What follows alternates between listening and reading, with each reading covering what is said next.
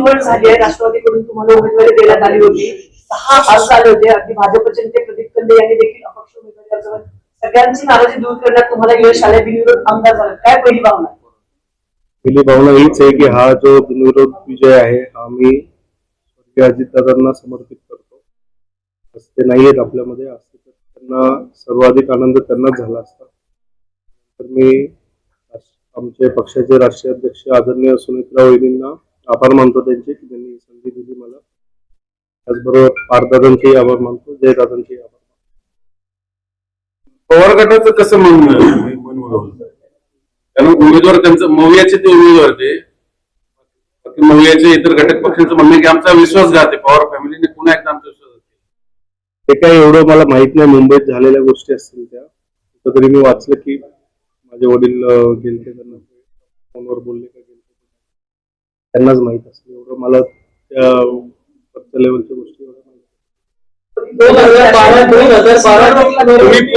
केली, वडिलांची परंपरा कायम राखली बिनविरोधची. हे कसं आहे, कसं आम्ही तर तयारी केली ती सगळी निवडणुकीची. झालं तर चांगलीच गोष्ट आहे, बिनविरोध झाली, त्यांचेही आभार मानतो.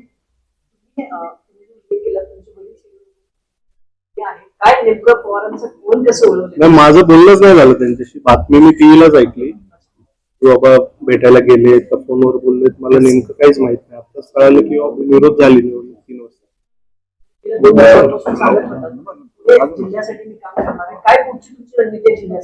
सर्वप्रथम मी जे आमची रणनीती होती, निवडणूक लागली तर कसं सगळ्यांना भेटायचं, सगळे जे आमचे मतदार आहेत त्यांचे काय प्रश्न आहेत त्या सगळ्यांनाच मी भेटणार आहे. जरी बिनविरोध झाले असले तरी त्या सगळ्यांनाच माझं आपल्या माध्यमातून सांगतो की मी सगळ्यांच्याच जिथं काय बाबा समजा 50चे किंवा 60चे असं ग्रुप करून सगळ्यांनाच भेटणार आहे. पवार गटाचे उमेदवार ज्यांनी आता माघार घेतली त्यांनी प्रश्न पाठवतात. त्यांनी असं म्हटलंय की आम्हाला विनंती केली होती साहेबांना, वहिनींनी, म्हणून आम्ही, आणि दुसरं या निवडणूक घोडेबाजार होऊ नये म्हणून आम्ही माघार घेतोय. मला खरंच वाटत होतं घोडेबाजार होईल?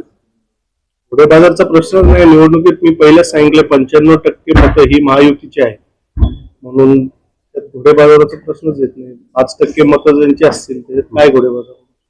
त्यांनीच इनफॅक्ट असा प्रश्न आहे की ते करू शकतील जर करायचंच म्हटलं तर. आम्हाला करायची गरज नाही ना. आता म्हणताय की जरी बिनविरोध असले तर सगळ्या मतदारांना भेटणार, 700 ते 750 लोक सगळ्यांना भेटणार. मी महायुतीचे जितके आमचे मतदार आहेत त्या सगळ्यांना मी पुढच्या 8-10 दिवसात आम्ही सगळे टीम म्हणून सगळे जाऊन सगळ्यांना भेटणार. त्यांना तुम्ही संदेश दिले नाही मत द्यायची म्हणूनच भेटणार सगळ्यांना.